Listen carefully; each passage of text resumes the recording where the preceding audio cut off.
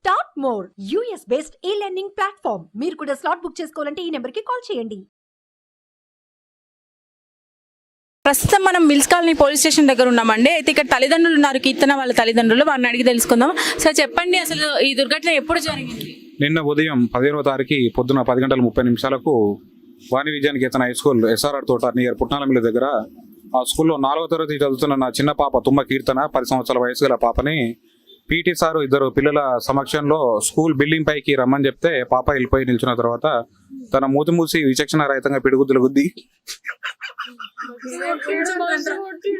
అది మేము చూసాం పాపను, మాకు కూడా అది చాలా దారుణంగా అనిపించింది. ఆ దెబ్బలు చూస్తే మేమే తట్టుకోలేకపోయాము.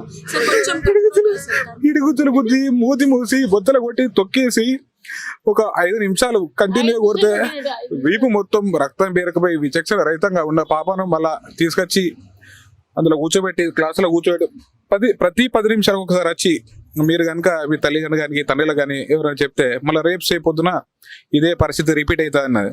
దాని తర్వాత మేఘన టీచర్ అట, తను కూడా వచ్చేసి ఈ విషయం బయట కనుక తెలిస్తే ఇంకా రేపటి నుంచి నీకు ఇంకా తీవ్రంగా ఉంటుంది. అసలు మా పాప ఒక ఇద్దరు టీచర్లు కలిసి మా పాప మీద 4వ తరగతి చదువుతున్న పాప మీద కక్ష కట్టడానికి కారణం ఏంటిది? వాళ్ళు ఏం చేసుకుంటున్నారు? నా పాప తెలియని వయసులో ఏం చూసింది? మా పాపని అడిగితే డాడీ నేను ఏం చూడలేదు, నాకు ఏం స్ట్రైక్ కాలేదు, కాకపోతే వాళ్ళు భయపడుతున్నారు నేను ఏదో చూసినట్టు.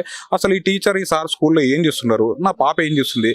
నా పాపను ఒక రకంగా చెప్పాలంటే నా ఆత్మసాక్షిగా ఒక తండ్రిగా నేను ఎలా ఫీల్ అవుతున్నా నిన్న 100% అటెంప్ట్ మర్డర్ జరిగింది. వాడికి ధైర్యం లేక పాపను స్కూల్ నుంచి లేపి ఒక క్షణం ఆగి ఇసిపెట్టేశాడు. లేకపోతే నా పాప ఎన్నో చూస్తున్నాం, స్కూల్లో మెట్లపై నుంచి పాప పడిపోయి జారిపోయి పడిందనే సంఘటన నిన్న యథావిధిగా జరుగుతో ఈవినింగ్ టైం వచ్చిన తర్వాత పాప చెప్పడానికి భయపడ్డది. గోడలు పట్టుకొని నడుస్తుంది, అటు ఇటు అనీజ్గా ఉంటే ఇలా తల్లి అడిగితే ఏం లేదంటే స్నానం చేసి డల్లుగున్న హాస్పిటల్ తీసుకెళ్తా అంటే అప్పుడు డ్రెస్ చెప్పిన తర్వాత ఇవన్నీ మొత్తం కమిలిపోయి ఎటు కదలొస్తలేదు. ఇక పాపకు విచక్షణ రహితంగా ఉన్నది, ఇది బలిగిపోయింది, తంతున్నది, ఏమనంటే ఇట్లా దాచుకుంది. వెంబడే స్కూల్ వాళ్ళకి ఫోన్ చేసాం, పాప ఇట్లా ఇంటికి వచ్చిందండి, మరి ఎవరో నరేష్ సార్ కొట్టాడట అంటే నేను తెలుసుకొని చెప్తాను లవణ్య టీచరు అన్నారు. మళ్ళీ 10 నిమిషాల తర్వాత ఏమైంది ఇంకా రాలేదు అని వాళ్ళే గట్టిగా మాట్లాడదాం. మేము ఎటు దిక్కుదిద్దాం పరిస్థితిలో మా నాన్న వీళ్ళని పట్టుకొని దగ్గర ఉన్న పట్టుకొని స్కూల్ పోయిన తర్వాత వాళ్ళు నిర్లక్ష్యపు సమాధానం చెప్పారు. ఎటువంటి హామీ ఇవ్వలేదు, మేము పిలిపిస్తాం కానీ మాట్లాడతామని కానీ లేకపోతే దీని మీద చట్టరీత్యా నేరం అని. దెబ్బలు చూసిన తర్వాత కూడా వాళ్ళు రియాక్ట్ అవ్వలేదు. వాళ్ళ దగ్గర ఏం చలనం, వాళ్ళ దగ్గర పాపం తీసుకొని వెళ్ళాము. పాపం తీసుకెళ్లి అందరికి చూపెట్టాము. చూసి కూడా వాళ్ళు రియాక్ట్ అవ్వకపోవడం ఇప్పుడు నాకు అనిపిస్తుంది మేడం, ఇటువంటి చర్యలు స్కూల్లో ఎన్నో జరిగి ఉండవచ్చని నా ఒక అభిప్రాయం. కానీ బయటికి వచ్చి సమాజానికి తెలియజేసిన దాంట్లో మొట్టమొదటిగా మేమని అనుకుంటున్నాం. ఎందుకంటే ఇటువంటి దెబ్బలు చూసిన బయట వాళ్ళు కూడా బాధపడుతున్నారు. ఎంజామ్ తీసుకోవద్దు మేడం, ఏడ్చింది. ఏంది దెబ్బలు? ఒక దొంగను కూడా పోలీసు వాళ్ళు ఈ రకంగా కొట్టారు, అటువంటిది ఈ పాపను ఇట్లా కొడితే ఏంది? ఆయన మానసిక స్థితి ఎట్లున్నదండి? అసలు అంత దారుణమైన పొజిషన్ లో అమ్మాయిని, చిన్న పాపను అంతగానం గాయపరచడానికి అసలు ఆయన కరెక్ట్ గా ఉన్నాడా? పొజిషన్ ఎట్లుండేది అసలు? ఆయన ఇప్పటి వరకు మేము చూడలేదు మేడం. కాకపోతే పోలీసులు తీసుకొచ్చారా? ఇంకా ఏం తెలియదు మేడం ఇన్ఫర్మేషన్. కాకపోతే ఒక విషయం తెలియదంటే టీచర్ అక్కడ నిల్చొని సారు కొడుతున్నాడు అంటే ఆడ మనిషి. అసలు వీళ్ళు ఇద్దరి మధ్యలో నా పాప ఎందుకు ఇబ్బంది గురైంది, వీళ్ళకు మా పాపకి ఏం సంబంధము, ఇది ఏందనేది నాకు నిన్నటి నుంచి ఒక స్పష్టత రావట్లేదు. సిఏ గారు ఏమన్నారంటే చట్టరీత్యా ఏమైనా కూడా మేము దాని మీద చర్య తీసేసుకుంటామని నైట్ పిటిషన్ తీసేసుకున్నారు. ఎంజిఎం పంపించారు, ఎంసీ తీసుకొచ్చాను, ఇప్పుడు సబ్మిట్ చేశాను. ఇక్కడ ఎఫ్ఐఆర్ చేశారు, ఒక నెంబర్ అయితే ఎఫ్ఐఆర్ నెంబర్ వచ్చేసింది.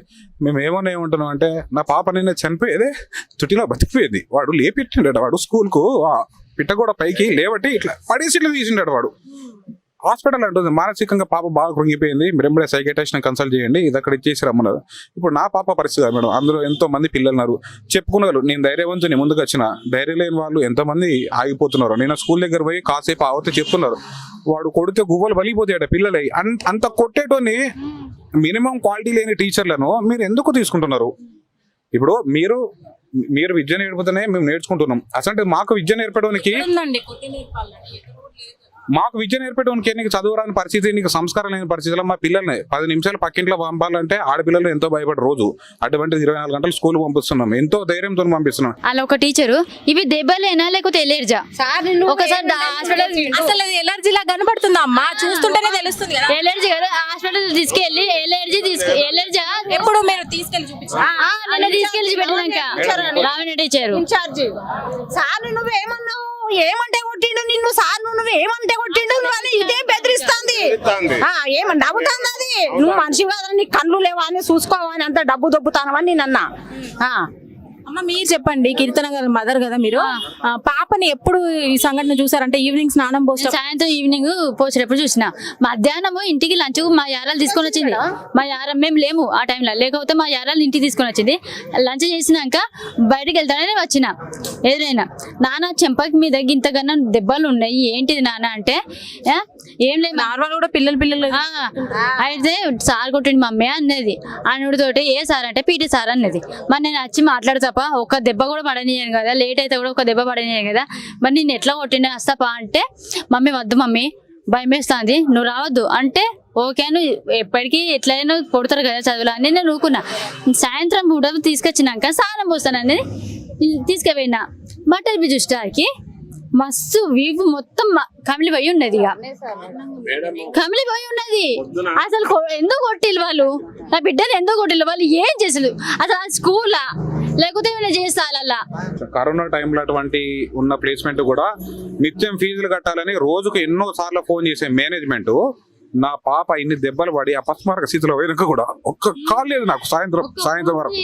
మళ్ళీ తను చెప్తారట ఇంటికాడ తెలిస్తే రేపు పొద్దున same water tank, same tab, same మూతి మూయడం, సేమ్ కొట్టడం ఇది జరుగుతుంది. ఇప్పుడు నేనేమంటున్నా మేడం అంటే తనని ఇప్పటి వరకు తనను స్టేషన్ తీసుకురాలేదు. ఇప్పటికీ మేము పిటిషన్ పెట్టేసి నిన్న ఈవినింగ్ పెట్టాము, ఇప్పుడు 2 అవుతుంది మేడం.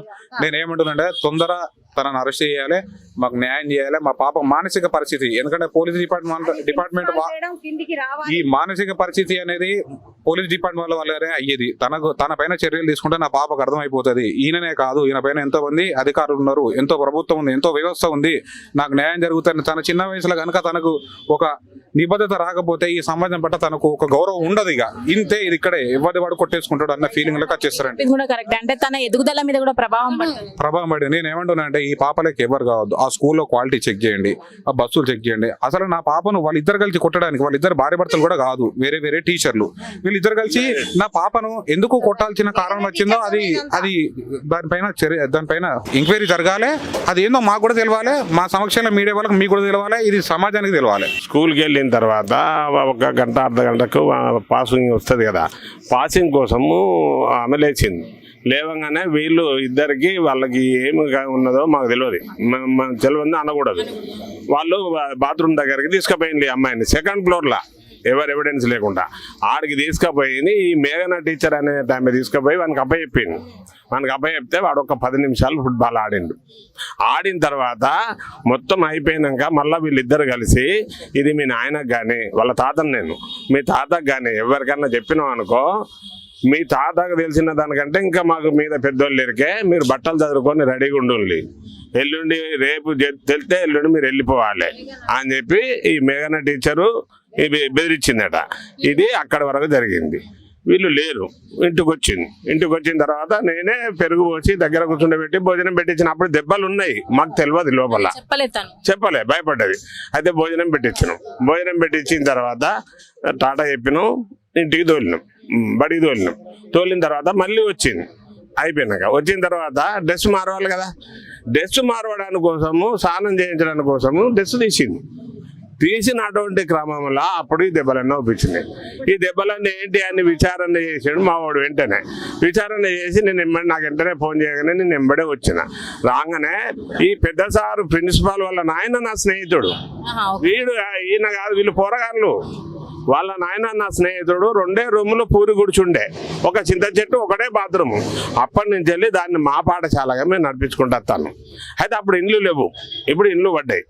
అట్లా నడిపించుకుంటూ వచ్చిన తర్వాత క్రమేణా పెద్దగా అయింది, ఒక విద్యాలయం అయింది. మాకు చాలా అందరికి సంతోషమే, మంచి విద్యాలయమే. సారుకు నేను మర్యాదపూర్వకంగా మాట్లాడుతున్నా, నువ్వు దయచేసి బయటికి పో, నువ్వు ఇట్లనే మాట్లాడితే నేను ఏదన్నా అంటే తప్పు అవుతుంది, నువ్వు ఆడదాని అవుతావు, నీకు నరేష్కు ఆయనకు నీకు ఉన్న సంబంధం ఏందని నేను అన్నను అనుకో, ఇది విషయం బాగా పెద్దగా పోతుంది. వాళ్ళ పర్సనల్ మనకు అవసరం లేదు సార్, కాకపోతే పాప విషయంలో వాళ్ళు ప్రవర్తించిన ప్రవర్తన అది కరెక్ట్ కాదు, దానికోసం మన న్యాయం జరగాలని పోరాడాలి. మీరు వెళ్ళిపోండి అన్న, ఆయన కూడా ఆమె వెళ్ళిపోతలేదు, వీళ్ళకి ఊరికే సపోర్ట్ చేస్తాను. మరి ప్రిన్సిపల్ గారు మీకు సపోర్ట్ చేస్తా అన్నారు కదా, ఇప్పుడు వచ్చారండి ఇక్కడికి? రాలేదు, ఆగు, ఇంతవరకు రాలేదు. నిన్న సాయంత్రం వచ్చిండు వీడికి, సిఐ గారి దగ్గరకు వచ్చిన తర్వాత వాళ్ళు పిలిపియంగా వచ్చిండు. వచ్చి ఏమంటాడు ఏకేనా, మనది ఫ్యామిలీ కదా, ఎందుకు ఇట్లా చేసిండు అని అన్నాడు. అని అంటే నేను అన్నా కదా, బాల్ నా చేతిలో లేదు, నా కొడుకు కదా, మరి నేను ఆపితే ఆగుతాడు, ఆయనే ఆగాడు కదా అని అన్న. అక్కడ వరకు ఆయన కూడా ఊరుకున్నాడు, సరే సార్ ఎట్లా చెప్తే మనం అట్లా చిరసావిస్తామన్నాడు. అన్నాడు రాత్రి కానీ పొద్దుగాల కానీ మరి అమ్మాయి బొక్కలు దెబ్బతిన్నాయా, ఇరిగినాయా, మరి గవర్నమెంట్ తీసుకుపోదామా, ప్రైవేట్ తీసుకుపోదామా, ఒక గ్లూకోజ్ బాటిల్ ఎక్కిద్దామా, ఏదన్నా చేద్దామా, నేనున్నా లక్ష్మణ్, నీకేం కాదు, వాడు నేదంటే అది చేస్తా, నీ మనవరాలు కాదు నా మనవరాలు, నువ్వు ఫ్యామిలీ అన్నావు కదా, ఫ్యామిలీ అన్నప్పుడు ఇయ్యాటి వరకు రాలే. ఇప్పుడు విద్యార్థి సంఘాలు వచ్చినా, సిఐ గారు వచ్చినా, మిగతా ప్రెస్ వాళ్ళు వచ్చినా కూడా కిందికి దిగలే, ఆమె ప్రిన్సిపల్ రాలే, మేడం ఇంతవరకు కిందికి రాలేదు. ఇక ఇప్పటి వరకు మాకు జరిగిందంతా చెప్పినాం. మాకు దాని మీద ఉన్నది ఏంటంటే, ఇది వరకు అంతా ప్లే గ్రౌండ్, ఇప్పుడు మాత్రం అన్ని ఇళ్ళు ఉన్నాయి.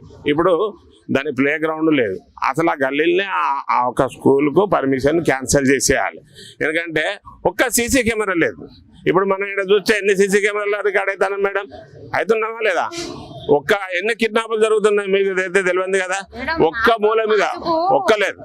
విద్యార్థి లేనే లేదు వాళ్ళు మన ఈ స్కూల్లో చదివిన అమ్మాయిలు అబ్బాయిలే వీళ్ళకు పిల్లలకు చెప్పారు, 10th క్లాస్ వాళ్ళకైనా 8వ తరగతి వాళ్ళకైనా, మనకంటే చిన్న క్లాస్ వాళ్ళు చెప్పుడే. టీచర్లు బందోబస్తు టీచర్ లేరు, బాగా చదువుకున్న వాళ్ళు లేరు.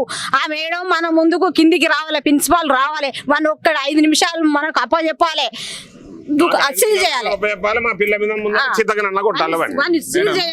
అన్నిటికైనా బాధాకరం విషయం ఏంటంటే ఘటన జరిగి 24 గంటల కన్నా ఎక్కువైనా కూడా ఇప్పటికి కూడా స్కూల్ యాజమాన్యం ముందుకు వచ్చి మేము ఉన్నాము, మా స్కూలు తరఫున కాకుండా ఒక ప్రైవేట్ వ్యక్తి, ఒక టీచర్ వల్ల ఇదంతా జరిగింది, మేము కూడా సపోర్ట్ ఉండి పోలీస్ స్టేషన్కి వస్తాము, మీకు సపోర్ట్ చేస్తాము, మీకు పూర్తిమైన న్యాయం చేస్తామనే కానీ ఒక్క కోశాన కూడా వాళ్ళ దగ్గరికి రాకపోవడం మమ్మల్ని తీవ్రంగా కలిసివేస్తారు. ఇప్పుడు స్టేషన్ లో ఉన్నాడా అండి ఆ నరేష్ అనే వ్యక్తి?